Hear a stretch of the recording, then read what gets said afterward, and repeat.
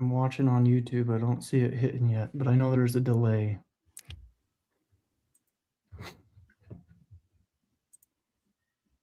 Dang, you got 6 people waiting already. You famous man. Yeah.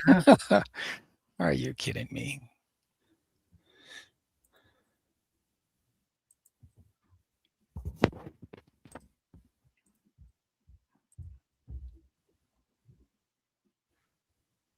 There it is. There, I think we're live. Yeah, now it's showing. Took it a minute. Hey, everyone. How's everybody doing? I'm good, Glade. Good. What have you been up to? We've been absent. Yeah, we've been pretty busy. I just got home. I'm eating some dinner. Hopefully nobody judges me too harshly. Good to see you guys. Bracken, you let your beard grow out a little bit. Yeah, I'm getting shaggy. Looks good. Winter. It's my winter coat. Is that your winter coat? Winter coat. Yep. Oh, there's Grayson on. Oh, yeah. What's up, Grayson?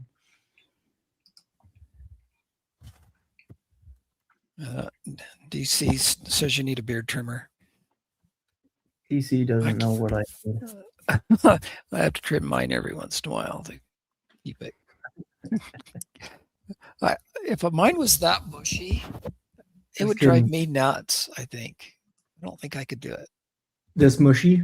Yeah, all that. Yeah. It's yeah. It's bad. It needs a trim. I know. If you're like me, you don't have an option. So just count your blessings. I can't. I couldn't grow one if I tried. Well, yeah, that sucks. Well, what have you guys been up to lately? Bracken's been moving bees. I know that. Yeah, that's about it. How was your trip to California? It was good. Besides quick. Yeah, quick. It was good. Didn't have any weather problems. It rained on the way down, but it wasn't terrible. Last trip was way worse. But yeah, everything went pretty smooth. Load was heavy. That was good. But did your son go down with you? Yeah, Nash went with. Yeah, I bet he liked that. Didn't have to go to school. Yeah, he did. He enjoyed it. He just sat and played on the tablet the whole time and watched probably every Netflix and Disney channel there was. Bracken, how do you kind of box in the bees so they're not flying all over the place? Load them when it's cold. Yeah. Then you just leave the doors open. Whatever. You're gonna lose some. No big deal. Yeah, I don't put anything on the entrances. Nothing. I just put that big tarp mesh over them. If it's cold enough, they're going to stay in, aren't they? Yeah. Well, and once you start moving, they don't like, it's wind. Once you get above 30 miles an hour, they don't come out. They're not coming. Yeah. If you're creeping, you stop at a stop sign or something for a minute, I'll look back and you can see some, they're bees. They find their ways out. Like, you're not going to contain every bee from here to where you go. You don't count them before you leave and count them when you get down there and make sure you didn't lose anybody on the way. Yeah. Tom's on there. I sent him a link. Yeah, there's Tom. What's up, Tom? The Via honeybees. Oh, yeah. Tom, how you doing? Tom and Melissa both? What you been up to, Glade? A little bit of life-changing events around here. I think I know what you're talking about. Yes. Someone doesn't have to go to work anymore, right? Yeah, they just said don't come back. Oh, so early let go. An early voluntary let go. Yeah. What does that mean for your bee operation? Big. Some changes. Yeah. I'm gonna have some changes here. Not huge, but for those that don't know, I am officially retired, and after 31 years working for Strata Networks, which is the local telephone, broadband. We also do wireless. We have some video production. We do some business grade IT tech support. We've been doing municipal fiber in some other areas other than our own area here. In fact,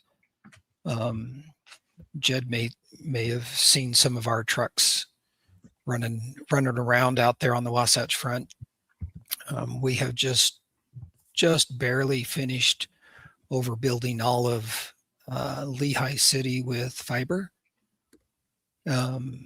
So that was a huge project for our company, and we had previously done Providence up in Cache Valley. We finished them, I think, 2 years ago, maybe 3 years ago, and then started in on Lehigh. So, well, this is cause for celebration. So, what was the first thing you did when you got up that Monday morning and didn't have to go to work? What did I do Monday morning? Unfortunately, my mother-in-law was in the hospital and ran to Provo. All right, well, that's not good. I was hoping you were going to say something like I slept in or something like that. Yes, no, exactly, DC. That's what I'm thinking. Yeah, well, no, that wasn't so much. I did, while I was out there, I went and saw my mother-in-law, but first. But while I was out there, for me, everything's a 2.5-hour drive to go anywhere. So any kind of shopping, any kind of what most people would call civilization is 2.5 hours away for me. So while I was out there, I took advantage and I ran up to the Cabela's store up in Lehigh and actually had enough Cabela points that I purchased a gun safe. I'd been wanting one for a while and just finally pulled the trigger. And so he can put all that honey money in there. That's right. That's right. Yeah, well, there's going to be a lot of extra room in there for. How many guns do you own? That's a personal question. I don't know. I don't know. Enough to supply a small army. Maybe 6 rifle, a couple of 22s and a shotgun, and I do have my grandfather's have my dad's 30-30 saddle rifle, but I also have my grandfather's 30-30 saddle rifle, which is I had a gun historian check it out, and it's so old it's not on the books. The serial number's not on the books. It's an old Savage, and we're thinking it was probably manufactured late 1800s, 1890s, somewhere in there. It's an old Savage 30-30 saddle rifle that my grandfather had somehow, it's not supposed to have a scope on it, but somehow my grandfather mounted an old Army scope on it. So it looks, and then to make it even weirder looking, the stock on the butt on the stock had cracked, and I got it when I was a teenager and took it to a gunsmith and said, "Hey, I want another stock. I want to replace the stock on this, but I just want just a plain grain stock, nothing fancy." And he looked at it and like, "Oh, that's an old gun. I'm not sure I could find anything." He said, "Let me look around." He looked around and looked around. And he says, come back to me a few weeks later and said, "I found a stock that's going to fit that gun perfect." I'm like, "Great." He says, the only thing about this stock is it's an absolutely gorgeous walnut stock." instead of a real plain. The stock has a separate 4-piece on it that has been sanded and refinished I don't know how many times. So here's this old 30-30 saddle rifle lever action. It's got this real pretty walnut butt end of the stock. The 4-piece looks more like an oak grain. I'm not sure. I don't think it's oak, but it's just a real plain grain on the wood. And then it has this old army scope mounted on top of it. So it's kind of it's an odd looking gun, but shoots straighter than you. Even after all the mucking and messing with it, I took it out to sight it in. I didn't even move anything to sight it in. It was absolutely dead on and shoots like a dream. And if I'm going to go hunting and I'm hunting, like if I'm hunting deer and I'm hunting kind of close quarters where I'm not going to shoot a long distance, that is the best gun in the world to shoot with.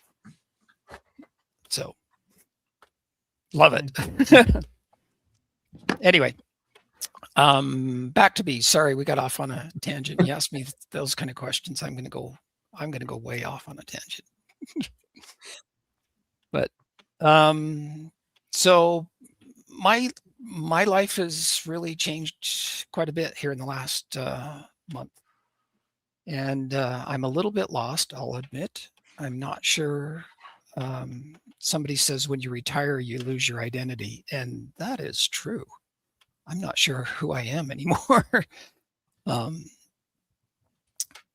Your whole life is kind of wrapped around what you do for work, and when you don't have that anymore, you got to figure out who you are again.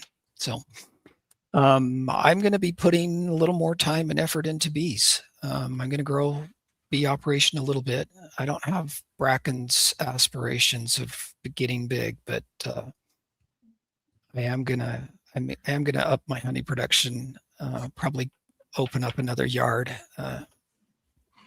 this year, and then maybe another yard next year. I'd like to be up to about 40 hives with honey production, and then about 25, 30, maybe 35 hives that I use to raise bees. And I'm going to up my nuke production as well. That's the plan. We'll just let it happen. I'm not going to push it real hard. I did order some boxes, and the boxes have all come. And I've got bottom boards that are sitting outside in my shop that need to be put together. Bottom boards and lids. And once I've got those, I'll be ready to go come spring for another yard. But I usually keep about 8 in a yard. And so if I open up another yard, then that'll be another 8. It'll give me 4 yards of 8, 32 hives for honey production. That's the plan. So what are you doing, Jed? Right now, like I was just kind of chatting there in the chat. It's going to be 40s and 50s on the Wasatch Front here in Utah next week. I don't know what it's like up where you are, Bracken, but we put the bees to bed, but they've been out. Like it's unseasonably warm, and I'm like, I don't know how it's like they can't go out and forage, so it's, you know, they're probably just using energy. It's probably not good for it to be warm right now. It's not going to help with survival rate. So we'll see how that plays out. I would much rather it be, for the bees, 10 degrees colder than it is. Yeah. So probably not great. 60 for Jack and Danae. That's like, but then you got wind, so it's keeping them in. But we hit 60 today. Oh, for real? Yep. My truck worked, and in fact, our tree guys were out in the backyard of somebody's house trimming trees, and they called me and they're like, "Hey, Bracken, this person has some beehives in their backyard, and I think we pissed them off because they're flying like crazy and they're everywhere." I'm like, well, did you hit the hive? Did you hit it with a branch or something? And they're like, no, we haven't been by it. And I was like, oh, I'll come look. So I ran over there, and they were just flying, They're just out and about. They had just harvested honey, so they actually had a super that was sitting out on their back step, and they were getting some of that and robbing that super out and stuff. But I was like, holy crap, these bees are flying like crazy. And they were just coming out of that hive just all over. So I'm guessing they're just burning energy. Like, I mean, if you're robbing a hive, that's great, but not great, but you know what I'm saying. But you're burning energy, coming back and eating food, so it probably doesn't help much with winter. Yeah, it's not. I don't like it actually. For bees, I don't like it. For me, I love it, but for the bees, it's not good because they're going out, they're burning fuel, and they're coming back empty-handed. And I talked to Oki down in California, and he says it's 40 degrees. It was 40 degrees there today. So I take them to California, and it's colder. And then they got cold. Yeah. He's probably like, wait a second, where did he take us this year? Yeah. So we'll see how it plays out, but we're supposed to be this way for like another week. Yeah. At least. Yeah. Tomorrow's high is 54. The next day is 56. I just looked at it a little bit, and then 55, and then 54, and it peters off. And the lowest temp is 31, I think I saw, so barely below freezing. And we get a little colder than that at night. We're down low 20s at night, but yeah, Roosevelt gets cold. Bracken, like, we got to hear about the trip. Like, give us the dirty deets, man. Well, I ended up taking down 124 colonies. It went smooth, man. We hit some rain after Donner's Pass. I did it right this time. I didn't try to rush and take my, I didn't try to drive down straight. I got a hotel. So I left Thursday morning. Yeah, I left early Thursday morning, right when the bees, right when they would start to come up. I was timing it so I would show up there in the dark, because I didn't want to get there early, and have 2 hours of daylight left, which you can see in the picture behind me. We did still get there with, oh no, sorry, that was Friday morning. I didn't want to sit at the hotel, for an hour or 2 hours before the sun went down and have a bunch of bees fly around. So I got there at dark. The bees were settled in. They didn't move. I didn't see hardly any of them come out. And we went to dinner, met with Oki. We went out to eat and talked about the plan for the next day. And we woke up and went and unloaded bees. And we had another beekeeper come bring his swinger, and he helped us unload. And it went smooth. Got them in a nice spot. Got them all, laid out. And Nash and I, as soon as we got done, we just loaded up and headed home. So, yeah. How did Nash like that trip? He liked it for him. In there, I put him to. I was making him work. I got. If you watched my YouTube video on the trip, he was pretty good help. He videoed a little bit and wanted to try to make some video, but I had him up on top, throwing off the boards and helping me with that. And he was walking around, and it was good. He did pretty good. He got stung once was all, which was, yeah, I don't think I got stung, to be honest. I might have a couple times on the hand, but nothing that I remember. But you weren't wearing your shorts with your black socks to get stung? No. And I even had my, I don't know if I had my gloves on or not. I can't see. I'm not in that picture. I don't remember. I know I had my gloves for taking off some of the wood and the straps and stuff, because grabbing it, there were bees on some of the, rolling up the mesh.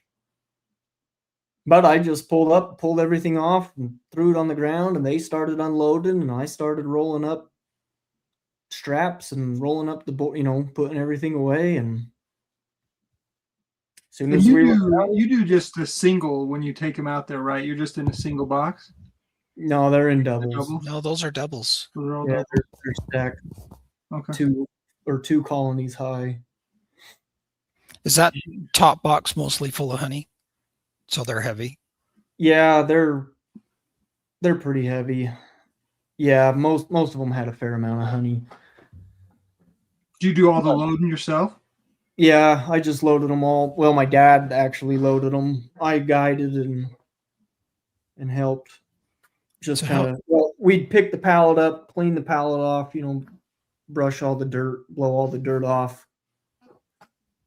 But yeah, so it was good.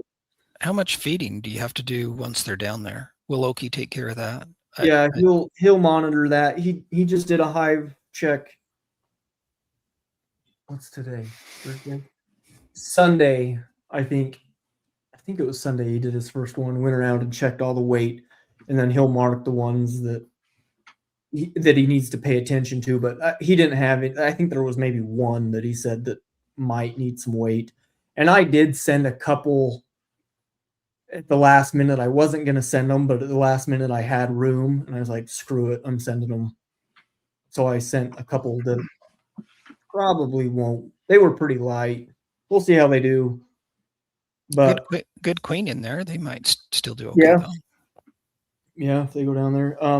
But he'll throw pollen on them. He'll put pollen patty on them right before we take them to the almonds. And if they need syrup, he'll pump syrup into them. And he's going to transfer out. I took some empty boxes, like right here in the front of this load. I took down, I don't know, 7 or 8 empty boxes. And he'll, full of my feeders, actually, those in-hive feeders. Oh. So he's going to go through my colonies and take out a frame and put the feeder in for me. I tried that on one of the videos and it was terrible, but he'll get all those transferred. Maybe. If he doesn't, that's all right. I'll just do it when I get home. But then he can put all that comb and stuff in those empty boxes, and then I'll just bring that home and have, because it'd only be, he's only got to take out 48 frames. Unless he does 2 per frame or 2. Some people were saying that those feeders needed 2 out, but I here at the house was doing it just on some, but I had no propolis. I had no, you know what I mean? None of that junk buildup, and 2 felt, or one fit fine. But again, I didn't have that 1/8 inch of propolis on each side 9 times, so it adds up. But yeah, we'll see. He'll do what he can. But yeah, and that's it. I get home and I sit and think about bees, and I want to get more, and I have to remember, like when I was loading them, I'm like, man, this is enough. This is fine, but no more. It's plenty. You got a short-term memory. It's a good. Now I get home and I'm like, oh man, I could send. I do. I don't know.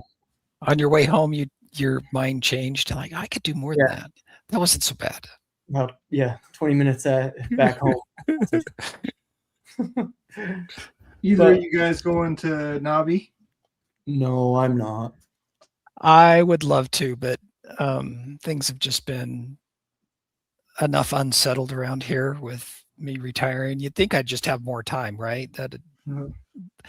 But I've been busy. I haven't stopped yet. There's been something I've been doing almost every single day. I'm with you. Like this is how I imagine retirement. I don't imagine myself getting less busy. I imagine myself getting more busy. If Bracken retired today, he'd just get more bees. Like just going to be more busy. Just doing what you want, though. Yeah. So I would love to be going, but I'm going to have to skip it this year. What is the day? It's mid-January, isn't it? No, like the 2nd week in January. I think it's this. I don't know when it is. I think it's the 8th, 9th, 10th. Yeah. I think it's the 8th, 9th, 10th. So I'd need to figure out a way to get to Nabi and then be able to bring like a pallet of boxes, a pallet of mediums, a pallet of deeps, a pallet of frames back with me to make it worth my while. But I don't need that many boxes and frames. So I need to get a group together that wants to, that needs some boxes and things, and we'll go in together, and then I've got to drive them back, which that doesn't sound fun. You could probably find folks, just post on some of those local Facebook clubs. Last year when we were at Nobby, my wife and I got stuck in the storm trying to get out of Louisville, and we were we were supposed to fly from Louisville to Dallas and Dallas to Phoenix, and then from Phoenix back to Vernal, Utah. And flights got canceled left and right. We actually ended up staying another night, and we got diverted. Long story, but we ended up getting home via Minneapolis. Went the completely wrong way. Missed a connection in Minneapolis because of weather. No, because of a mechanical issue. And so we ended up spending another night in Minneapolis. So now we're 2 days late getting home. Showed up in Phoenix, and I walked up to the ticket agent in Phoenix, the counter, so we could get on the flight back to Vernal. And I said, I have been 2 days trying to get home. She looked at me and said, "Oh, I'm sorry. I will make sure you are on this next flight, no matter what." She was good, but yeah. Well, getting home from Nobby last year was a nightmare for us, but we made it. Looks like we got Brian from Castle Hives just joining. What's up, Brian? Hey, Brian. So I've got just thinking of next year, Glade. You asked the question, like, what's up next year? I want to tell you guys my tentative plan, and you tell me, you guys can give me some advice on it, because I'm just a hack. So as you know, I've just got the 3 hives. I don't have the space in my yard or my life to expand that for right now. Last year, between the 3 hives, I got 33 gallons, and I figure 11 pounds of honey per gallon. Is that about right? 11, 12 pounds? About 12 pounds. About 12 pounds. So 12 pounds. Let me do the math on that. So how many pounds is that? So 12 pounds times 33, 396 divided by 3. So that's 132 pounds of honey per hive. Yeah, you did well. And I'm wondering, and I can do well because I can give all my focus to the 3 and optimize. Like, I get it. Like, I totally get it. It's a different operation. I'm wondering if I can get to it's a stupid goal, and it's not really, like, it really doesn't matter. But I'm wondering if I put a target at 150, if that's actually realistic. I feel like it is, but things have to go right in the spring. Yeah, things that have to go perfect. Yeah, things that have to go perfect. So if I come out of winter into the spring, and one of the hives doesn't make it, I'm toast. Like, there's no way I'm getting there. But if you come out and all 3 are like okay, then I can do the Damari method on all 3 of them. Then I think I can do it. But that's kind of what I'm thinking my goal is for next year. And then, as you know, I mentioned to you guys, I want to get I'm like DC. I don't know if it's the same extractor, but I want to get a bigger extractor. I just haven't found the right one yet. Well, I feel like every year when I get to this point in the year, and honestly, I'm a bit burned out with bees. Just by the time I get here, I'm like, okay, I finally got them put to bed. I can breathe for a little bit. But I know come January, I'm going to be itching to get back in bees. And for me, it'll be another 2 months where I can get into my bees. Yeah. And, come spring, I'm ready. I'm ready to go. I'm wanting to do bees. I want to go crack that hive and smell that smell of a beehive. But I've kind of learned over the years that I do much better if I start my year with a plan. What's my plan? What am I going to do? When am I going to do splits if I'm going to do splits? When am I going to do treatments if I'm going to do treatments? If I need to do treatments. So I'm hoping this year that I can even kind of narrow that down even a little more. Like, okay, I'm going to do mite washes on this weekend. And depending on my mite washes, then I'm going to do treatments. Well, if I'm going to do treatments, what treatment am I going to use? Am I going to use Apiguard? Am I going to use Formic? What am I going to do? I'm going to blast them with OAV for 3 or 4 weeks in a row. What am I going to do? And I found if I really start getting specific about a plan, not just my plan is to grow another apiary. Okay, so what am I going to do?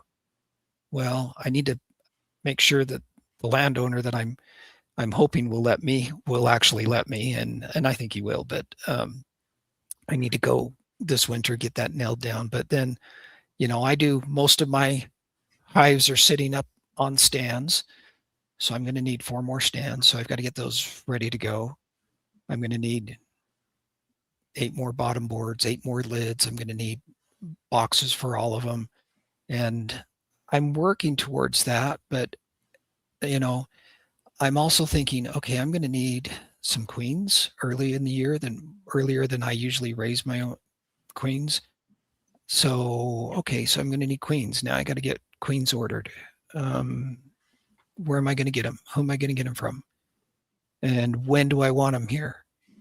Do I want them here first week in April? Yeah, maybe. Yeah, that's about right for me. If I can get queens here first week of April, if I've got some decent weather right there, then I can mix some flits. If I've got nasty weather, it may not be the right time to have a bunch of queens show up on my doorstep. So, and I think where especially some of the new beekeepers and the backyard beekeepers get in trouble is what's the plan for next year? Because if you watch the really good beekeepers, the Bob Binnies and the Ian Steplers and those guys, they're always thinking a step ahead of the bees. What are the bees going to do next? And what am I going to do so that I'm right? I'm ahead of their whatever they're going to do. Are they about ready to explode? And I've watched enough of. I mean, I really like Bob Binney. He's a super nice guy. And I did get to meet and chat with him for a few minutes at Nabi last year. He's a super nice guy. But if you watch his videos and you watch what he's doing, he's always thinking, this plant is going to bloom in 3 weeks. And if I'm going to capture that honey flow, then I need to have my supers on, the week before. And if that's going to happen, then I need to make sure everybody's queen right. I need to make sure I've got, my treatments are off. And I've run into that myself a few times. I'm like, oh, it's time to add supers, but I'm not quite finished with my mite treatment, if I'm using Formic or something. And so I always feel like I'm just a half a step behind, not a step ahead. And my goal is to be a step ahead. And so that's what I wanted to kind of get people thinking about this go around with our discussion was not just, what's your goal, but exactly what's your plan. So my plan is, okay, I'm going to hopefully come out of spring I've got 40 hives right at the moment. Hopefully only lose 2 or 3. And my goal is to take, maybe a dozen of those hives and split them down and bring in some good queens, and make some splits out of them. Part of the splits I'm going to sell off, and part of the splits I'm going to use to start another apiary. And so when am I going to do that?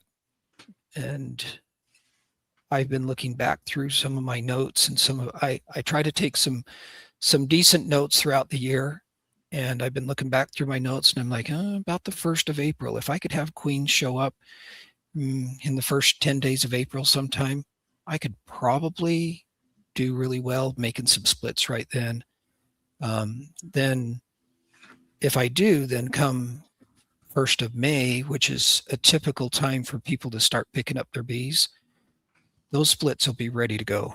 If they're in good shape and the queens are looking really good, then those, that'll be a month later. Those queens will have had time to settle in and really start making a really nice brood nest there. And I'll be able to tell which queens are really good. And then I'm selling good nukes, not just, I don't want to sell garbage. And if they're not looking so good, then I won't sell them. But, and then, if I do that, then come end of April, 1st of May, I can sell off a few nukes, make sure I've got my new yard all established. And then again, my plan is oxalic acid strips in the hives for summer. And I'm not going to have enough honey supers this year. So I'm going to have to pull honey earlier this year and probably do 2 extractions instead of just 1. So, those are the kinds of things I'm starting to plan now so that I'm ready to go and I'm not feeling like I'm behind the 8 ball all the time. This last year, I felt like I was always just playing catch up. Every time I turned around, I'm like, oh, I really got to get this done. And sometimes it either didn't get done at all or it was done later than it should have been. So I think if you really kind of plan out your year, you'll have a better year. And it's sometimes hard to do. I mean, it's hard to put it on the calendar exactly because weather and changes from year to year and that makes a difference. But so Bracken, what's your plan for next year? Dude, with that setup, Bracken, that's a lot of pressure, dude. Don't blow it. Just kidding. Just kidding, Bracken. With blades. Yeah, man. Like Braden's got this all down to a science. I'm sitting here listening to him like, well, I thought I put a lot of thought into it. No, I don't know. I posted a video just a little bit ago. I kind of got a 5-year plan that I want to do, and I'm gonna just try to break that down. But yeah, I heard your 5-year plan. So what's the first year plan? What's 1-year plan? Yeah. So my plan is when I bring them back, I'm going to split them all of them, all the ones that they should be splittable. I mean, there might be onesies, twosies here that aren't, but I want to do the method where you go through, shake them all down into the bottom, and then I'm going to put a queen excluder, put some brood up top, let them come back up, fill those, and then I'm just going to completely split the top off, walk away with it. I've got Oki. I've already talked to him about it. He's going to have, I'm going to buy my first round of queens from him because he will have queens mated and ready to go by the time, April hits. He'll have queens ready. So I'll buy them, get them in the ones that I split from the almonds. And then once that starts, I want to start, as soon as I can start grafting some of my own queens, I want to start and just build some nukes off of some of the splits. I don't think I'm going to go, I might leave a pallet or two to kind of chase the honey and get some honey, but I really want to try to double this year. I want to get over 100. You want to double the entire operation in terms of total hives? Yeah.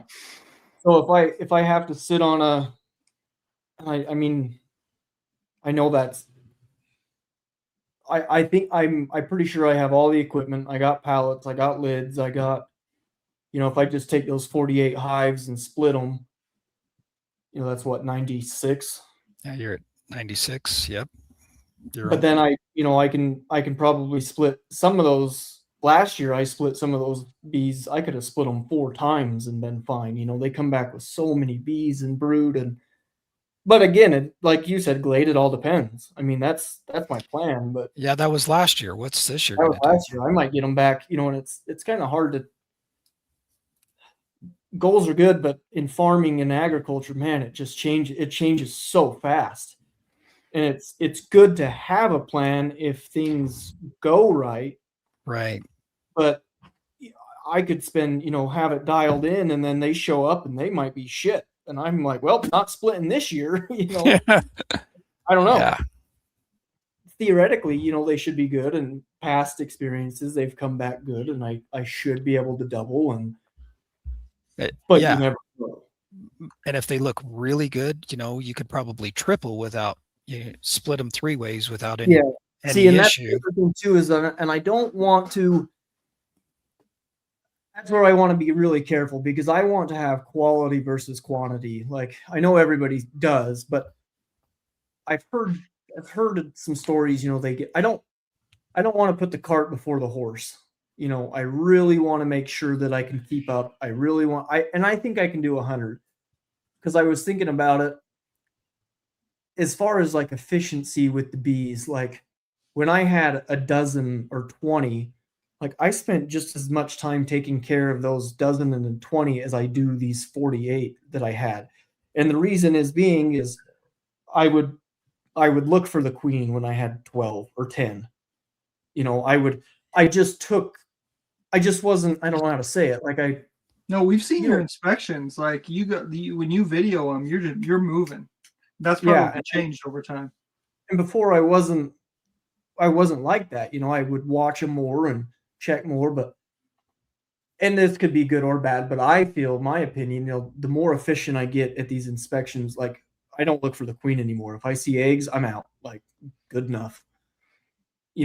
So I feel like, and then the weight testing, I've seen, and even the way Oki kind of does it sometimes, he'll walk by and he just pops the first one and that fat. Yep, good. Next one. Yep, good. Nope, that one's light. This one needs, you know what I mean?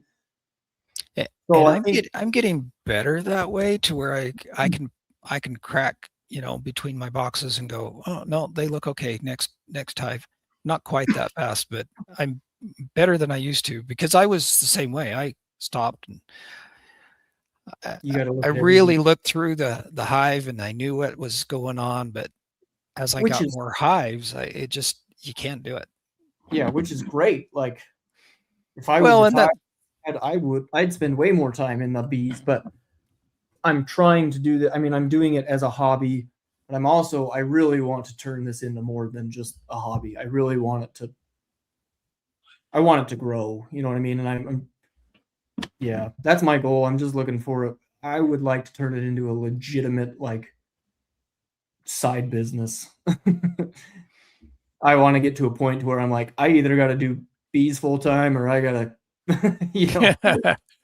when I get to that point, then I'll make that decision. But when you, quick question on this, when you have your bees out with Oki in California, will he split them for you? He's watching them all the time, but does they get overloaded? Does he just add a super, like, what does he do? So last year he split them for me. I ran a whole pallet. Well, I didn't, but Brad did. Brad ran a whole pallet of nuke boxes out, and Oki actually split them for us. So then I brought the splits home, and they did. Again, this is just me observing kind of what I saw, and this is what I think. They did good, but the ones that I split when I got them home, those splits did better. And the reason being, I think, is the new splits, he had just split them. They had a new queen in them. They were younger. And then I stick them on a trailer, and I drug them 700 miles across the road, bouncing and snow, you know what I mean? So I don't know. Maybe that's just my, why did the ones he split not do as good as the ones I split? Because he did good. They had brood. Yeah, he knows what he's doing. Yeah, he knows what he's doing. He didn't make crappy splits. Like, he split them good. I just think. Go ahead. I just think the stress that's my opinion. Maybe it's not. Maybe it's completely wrong. And like I said, not all of them did bad. Some of the ones that I got from him, they did phenomenal. A good, but I noticed more did less than the ones I made, if that makes sense. Like percentages, good to bad.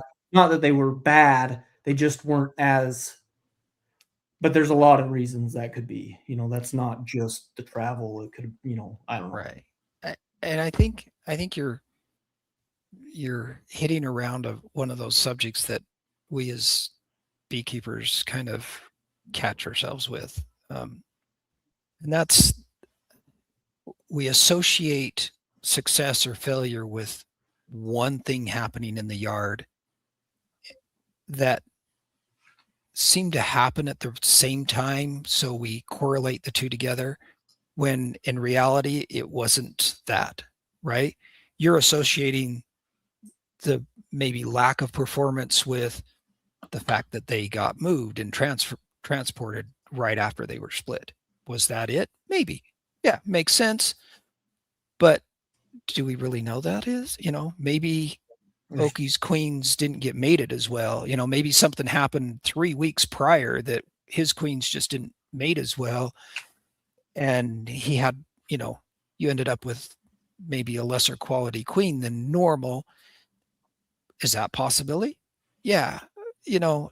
Like you say, there's a whole host of things that it really could have been. Likely, yeah, makes sense that the stress may have set them back quite a bit.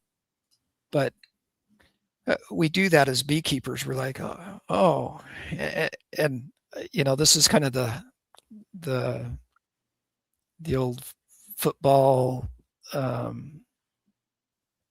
ritual thing. I always wear my certain football shirt for my team and then they win. And if I don't wear the shirt, then they don't win. Does that have anything to do with it? No.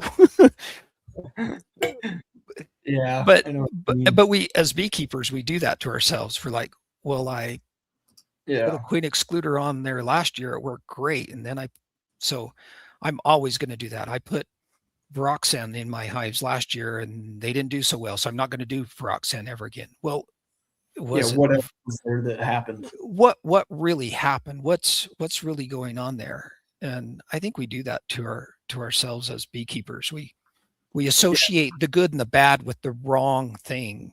You have one bad experience and then it's like, well, never doing that again. Yeah.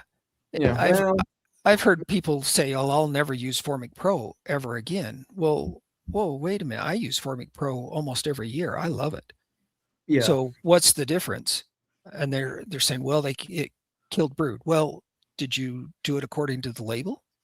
And then and then things start coming out that, oh, wait a minute, maybe it was too hot. Maybe, I didn't open up my bottom entrance, and they were still, kind of sealed in there too tight. And yeah, you overdosed them too much. But does that mean Formic Pro's bad? No. So, I think we as beekeepers do that to ourselves. I'm willing to bet that like 70 or 80% of the hive failures is beekeeper error. 100%. I would probably agree. Probably more. Like if your hive fails, it's probably because you screwed up. Or you didn't pay attention to something. Yeah, I mean, that's what it is. It's not their livestock. Did you feed them? No. Well, well, no wonder they would have heard the cows outside and not feed them. No, you'd feed them. Oh, my cows are sick. Would you just leave it? No, you'd vaccinate them. You'd treat them. You'd take care of them. You're gonna do everything you can. Is there too many in this pen? They're overcrowded. You're not going to just leave them on top of each other. No, you're going to split the herd. I had to laugh. You laugh about beekeeper killing the hive. Well, I almost killed one of my hives. I was going through my yards, did my inspection one year, and closed my hive and took my notes down. 3 weeks later, I come back and I open one of my hives and I'm like, there's no queen in here. And there hasn't been a queen for probably 3 weeks. And for whatever reason, the hive didn't make a new queen. Why? I don't know. At least I couldn't find queen cells anywhere. And I'm like, where's my queen? And I couldn't figure out what was, and I went through the hive with a fine tooth comb. There was no queen in there. Absolutely not. And I'm like, what in the heck was going on? And in my mind, I was kind of confusing the hive I was in, looking at with a different hive. And so I went back to my notes and I'm like, oh, look, 3 weeks ago to the day I was in this hive, and I must have squished the queen and killed her, pulling frames or something.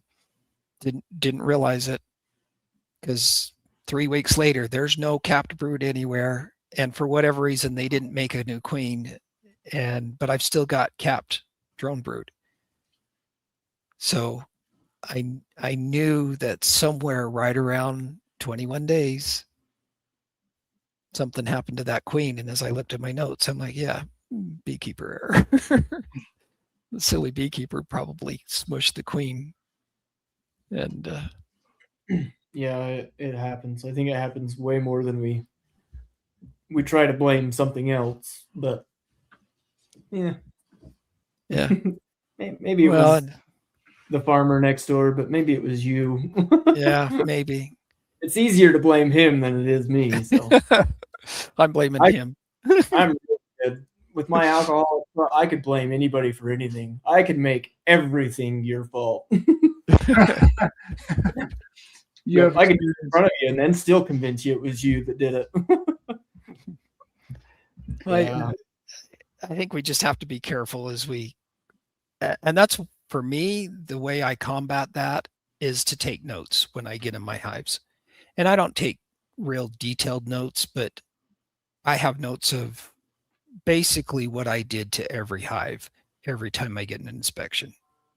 And sometimes it's hive's got 4 boxes on it, and I saw eggs, and I saw larvae, and I saw capped brood, and it all looked good. Next hive. And sometimes that's pretty much all I put. And, the next time it might be, oh, I did a OAV spun or an OAV treatment on this hive. On this day, they got 4 grams, and next. But I keep enough notes that I've been able to go back and start seeing trends with what I'm doing. And that's why I'm looking at my notes and going, I think about April, first week in April, I think I can do splits pretty reliably. And if I had some queens, I think I'd be okay. Otherwise, I'd be guessing. I'm like, do I bring them in March? Do I bring them in later in April? Do I wait till May? Like around here, I wouldn't try raising a queen around here till end of May. I wouldn't even attempt it, because I know I don't have drones. Yeah. I see people I think that's a smart thing to do. Keep detailed notes. I see people like Bruce, and I could be wrong on this, but a lot of beekeepers do this where their notes will be short enough that they can put with the Sharpie on the top of their box. Like queen, no queen, this type of queen, whatever. And that's how they do it. It's just a pencil, Sharpie, pen, whatever on top of their box. That's still, though, to help you remember, because you're not going to remember. Yeah. And if you watch like Bob Binney, they do. They write on top of on the top lid, and there's enough there that they know exactly what's going on in that hive. But he's got years of experience looking at those and saying, well, all I need to know is, when did I put a queen in there? Was she good? Was she not? He doesn't have to put too much on there, but I think it's just like anything else. You spend enough time doing it, you remember things. I've seen ranchers that could tell you every bloodline and every cow came from, every calf, every horse, every whatever. This is from that, that's from that. You get in that habit of doing it, especially somebody like Bob that's doing it day in, day out. Right. We do it, but we are not in it nowhere near as what he is. Right. He's surrounded by it. So yeah, and like you said, years of experience. I think time or experience is the huge key factor to Uh, success, I think, in uh, beekeeping. unless you're a commercial beekeeper and you're doing it every day, the rest of us are kind of weekend beekeepers. I do it on the weekend, and Exactly. and that's it. Yep.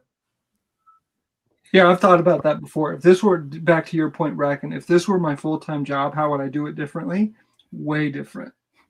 Way Yeah, So different. way different. And I yeah, think Bracken, as you get into more hives, you're going to find just being standardizing all your equipment yep, and standardizing all of your hive inspections. This is what I'm looking for. Boom, boom, boom, boom, down the line, done. yep. And yeah, I don't think you could do it any other way. For us, for Jed, he can take his time. He can enjoy getting into his bees. He can, pull every frame out if he wants. And I'm kind of in the middle. I'm to the point where I'm not pulling every frame out. But now that I'm retired, maybe I pull an extra one or two frames that I wouldn't have. You just get more and then pull it out more, Yeah. you know. Yeah. I don't know what the future holds. I really want to. I don't know. You're getting there, Bracken. Like you've Yeah, got you're this goal to get there, and you're growing every single year. You'll get there. 5 years, that picture is going to be a semi instead of that. So. and then you got to figure out, do you have a commercial driver's license? Yeah. No, so Yeah. so you can drive the semi. Yeah, See, I could. see that doesn't that I don't, so I can't do that. I got to find somebody I've else to already drive. got that lined up too, though. I got my brother-in-law is a truck driver, and my nephew, and they got farm. I've already got that. You They've got already that told. covered. Yeah, because I was teasing them. I was like, I'm not gonna drive down there to go pick these up. I'm just gonna send you, and they win. You know? But Well, and I think you'll find that, especially for trucking bees back and forth, when you find somebody that you really like and that understands what's happening on the back of that truck, that you yeah, don't want them sitting out in the heat for yep. for And 30 with minutes and as close as I am, and if it's my brother-in-law or my nephew, I'm gonna jump in the truck and go with them. Either ride in the tractor with them and go out there, or follow them in my truck, whatever. yeah. And yeah, I don't know if I would do that with a. I wouldn't do that with a stranger, but hell, I could jump in the truck with my brother-in-law and we could go down and you know, It'd be a great. yeah, be a good time. Get a truck down there, get back, work together. And he told me he would stay in the truck though. He's like, I ain't getting stung by bees. Like, fine. I'll haul them for you, but I ain't working them. But there's a lot of logistics in that. I mean, taking 400 colonies versus 124, that's a huge difference. You got to be considerate where you're going to take them. Is the ground going to be soft? Like you're no longer just playing with, I got 4-wheel drive and can, even this, we walked out through the field first. And I think where I'm at now, I don't know if I would have took a semi up there. It just changes everything. It's just a whole different. Too soft, huh? Yeah. It's a whole different realm of thinking at that level, in my opinion. And it blows my mind that there's people that send 3 or 4 semi loads of bees. Like, oh my gosh. 3 or 4 or 12 or Yeah, or 20 or 30, like the 80 guys in yeah. South How Dakota. many semis are the 80s going to send to California? Yeah, they run what, 80 to 100,000 colonies. That's 200 something Yeah, semis. like 200 semis. How, logistically, how do you even manage that? I gotta say, like if it's your job, you'd have a different mentality. But I gotta say, I might learn to hate beekeeping if I had that many colonies. Wouldn't See, and pick one. I'm the type, I don't know, maybe my wife would argue with me, but I don't know, and maybe that's from the military too or whatever, but I love it when things are like I don't know. I don't know how to explain it. Assembly Like, line type of thing. You do this. high, And you, high stress, high, like, I thrive on that. Like, if it's not kicking my butt, it's not hard. It's not fun enough. That's even this. Like, I've got 48. And I'm like, I need more. I need more. yeah. Oh, that makes sense. See, you and I, Bracken, we're a little different. I like things. I like to be able to sit down and go, okay, I'm going to do this time, and I don't have to have it right down to the day. And if it shuffles a week or one way or another, that's fine. That doesn't bother me. But I like to have kind of things mapped out. I'm going to do this, and then I'm going to wait 2 weeks, and then I'm going to do this, and then I'm going to wait, and then I'm going to do this, and I like to have those kind of things kind of planned out. And I haven't been very good at it lately doing that, but I'm hoping as retirement kind of lets me think about that a little more and put it on the calendar and figure out what I'm going to do, when I'm going to do it, when I'm going to treat, when I'm going to pull honey, when am I going to make splits, when am I going to do this, and line those things up so that I'm not, now I can, if I'm going to make splits, then I know, I got to have some nuke boxes. Okay, so let's get some nuke boxes ordered.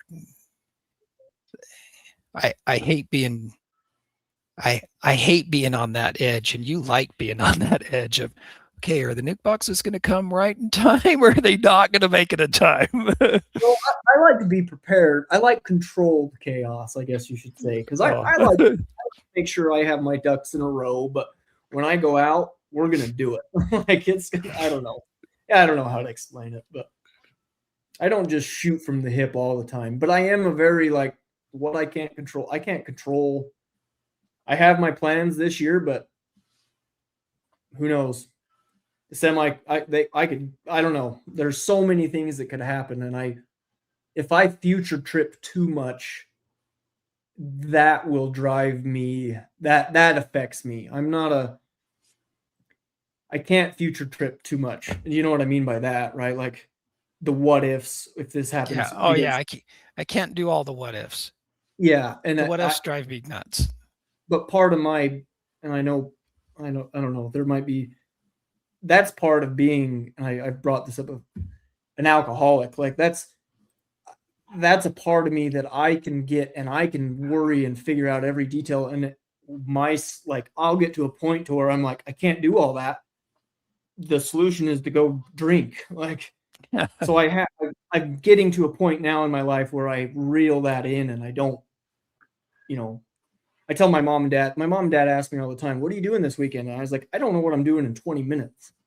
I don't know. Whatever I want to do, that's what I'm doing." So, but it is good to have a plan, and I'm not saying planning is not. It's the key to success, I think, as far as bees. You've got to have your ducks in a row. You've got to know what you're going to do. But it's agriculture, so you've got to have plan A, B, C, and D ready to go. You know what I mean? I don't think you can have one plan and stick to it. You've got to have multiple options. And I look at it as, you got to, with agriculture, you got to be flexible and say, oh, well, maybe I'm not doing splits this weekend. Maybe that's going to have to wait till next weekend because the weather's crappy. And I get that. And I'm okay with that. I'm hoping, retirement lets me play with that a little more and not, okay, I'm not doing splits today. It's raining. I'll do them tomorrow. Whereas when I was working, it was like, I got to do splits today. I got to do them in the rain, whether it's good or not, because this is the only day I got. Well, and if you're a full-time guy, if that's what you're relying on to put food on the table, like, you're making splits when it's time to make splits. You're not making splits at your convenience. Yeah. You're not I'm looking forward to doing it at my convenience. Yeah. And I want a little more. Well, I think it's good. Good.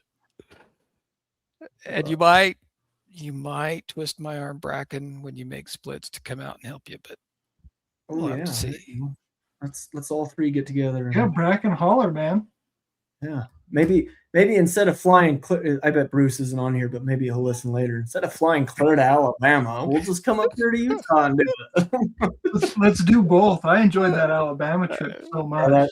That My clothes still stink from it. I don't know why I don't just burn them.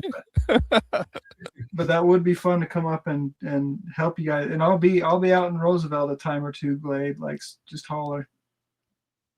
Yeah.